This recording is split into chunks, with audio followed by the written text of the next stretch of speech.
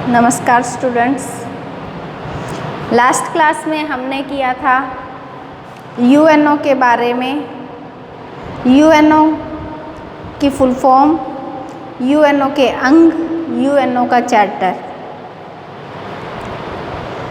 आज हम करेंगे यूएनओ के उद्भव के चरण।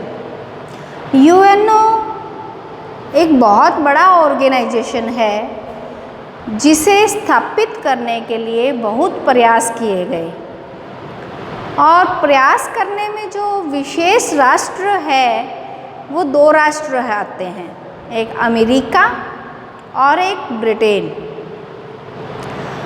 ये दोनों मित्र राष्ट्र थे। अमेरिका वर्ल्ड वार में, फर्स्ट भी और सेकंड भी वर्ल्ड वार में मित्र राष्ट्र और धुरी राष्ट्र, दो राष्ट्रों के पूरे विश्व के मध्य हुआ था, लेकिन दो खेमे थे, एक मित्र राष्ट्र, एक धुरी राष्ट्र। मित्र राष्ट्र विजयी हुए, धुरी राष्ट्र पराजित हुए। अब मित्र राष्ट्र विजयी हुए, विजयी होने के बाद में फर्स्ट वर्ल्ड वार के बाद में मित्र राष्ट्रों ने लीग ऑफ नेशन की स्थापना की थी, और सेकेंड वर्ल्ड वार के बाद में जब मित्र राष्ट्र विजयी हो गए उसके बाद में यूएनओ की स्थापना के प्रयत्न किए।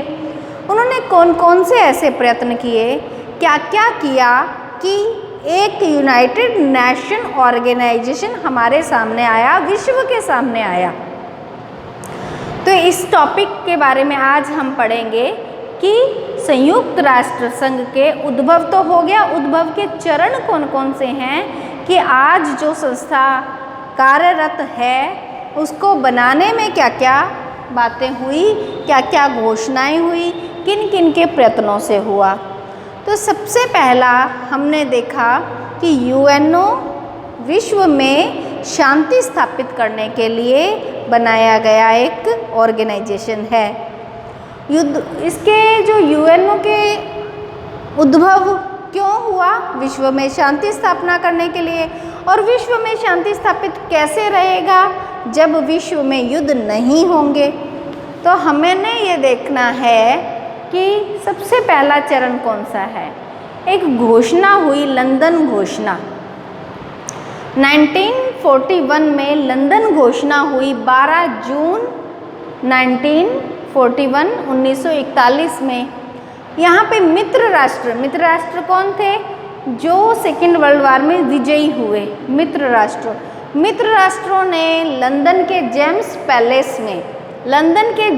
पैलेस में ये बात की कि हमें एक अंतर्राष्ट्रीय संगठन बनाना चाहिए, ताकि जो इतनी हानि हुई है, दो वर्ल्ड वार से इतनी हानि हुई है, एक तो उस हानि की पूर्ति की जा सके, और तीसरा विश्व युद्ध ना हो, और विश्व में शांति व्यवस्था बनी रह सके, और पूरा विश्व एक अच्छे शांतिमय वातावरण में आ सके। इसके लिए एक घोषणा हुई जो कि लंदन के जेम्स पैलेस में हुई, और उस घोषणा में क्या कहा गया कि हमें एक अंतर्राष्ट्रीय संगठन बनाना चाहिए। लंदन घोषणा, पहले क्या हुआ, मित्र राष्ट्रों ने मिलकर लंदन घोषणा की। घोषणा में क्या कहा कि हमें एक अंतर्राष्ट्रीय संगठन बनाना चाहिए। उसके बाद में सेकंड चरण में आया अटलांटिक चार्टर। वैसे लंदन घोषणा मात्र एक घोषणा थी, उसमें केवल अभी विचार रखा गया था कि एक अंतर्राष्ट्रीय संगठन भी होना चाहिए। क्यों? क्योंकि लीग ऑफ नेशन या राष्ट्र संघ तो इतना कामयाब नहीं हो पाया। क्यों कामयाब कैसे नहीं हो पाया? सेकेंड वर्ल्ड वार हो गया।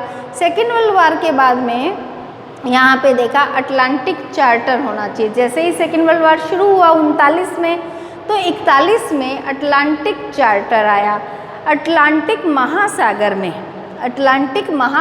में रूजवेल्ट जो कि अमेरिका के राष्ट्रपति थे, और चर्चिल जो कि ब्रिटेन के थे। अमेरिका और ब्रिटेन महाशक्तियाँ थी उस समय, और मित्र राष्ट्रों में थी।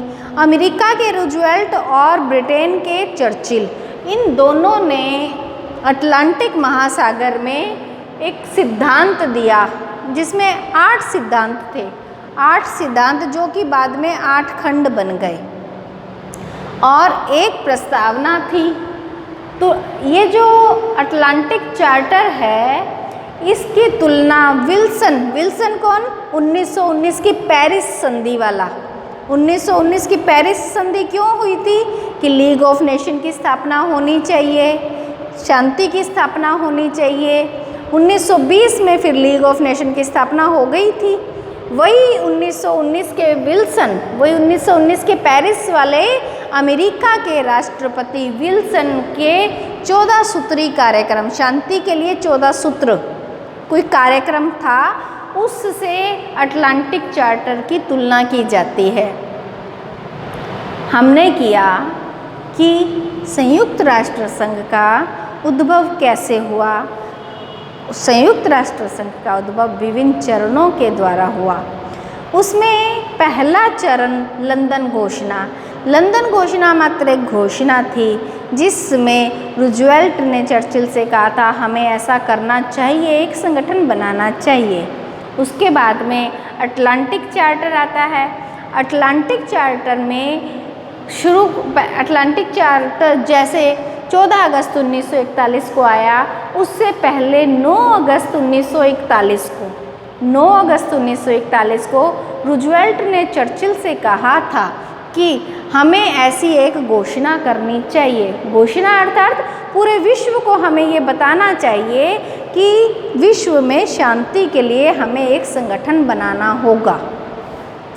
तो उसके बाद में हमने देखा कि अटलांटिक चार्टर की तुलना विल्सन के 14 सूत्री कार्यक्रमों के द्वारा की जाती है। फिर आता है सैन फ्रांसिस्को सम्मेलन।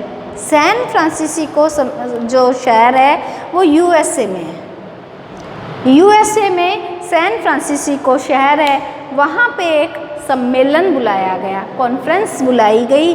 और वो कॉन्फ्रेंस कब बुलाई गई? 1 जनवरी 1942, 1 जनवरी 1942 को हुई।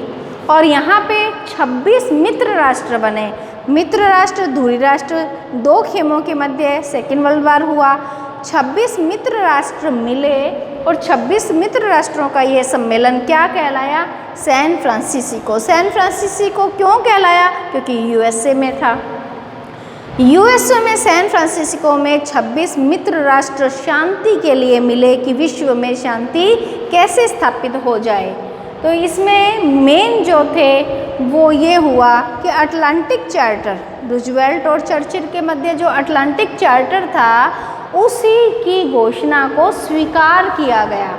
जो 8 सिद्धांत थे, 8 खंड थे अटलांटिक चार्टर में, उसी की चार्टर के सिद्धांतों को स्वीकारा गया। लेकिन इसमें 26 राष्ट्र थे, लेकिन मुख्य कौन कौन थे? यूएसए के रूजवेल्ट थे, यूके के चर्चिल थे, यूएसएसआर के लित्वोनोव थे और चाइना के टीसी शुंग थे चाइना के। ये मुख्य ऐसे नेता थे जिन्होंने सैन फ्रांसिस्को में सम्मेलन किया और अटलांटिक चार्टर को स्वीकारा ताकि एक अच्छा सुनहरा शांतिमय विश्व की स्थापना की जा सके। इसके नेक्स्ट हम करेंगे कि यूएनओ के उद्भव में और क्या क्या हुआ। तो इसके तुम नोट्स बना लेना बेटा, पहली भी मेरी क्लास हुई और आज की मेरी क्लास है। इसके नोट्स बना लेना और इसका ये स्क्रीनशॉट अपने पास में रखना।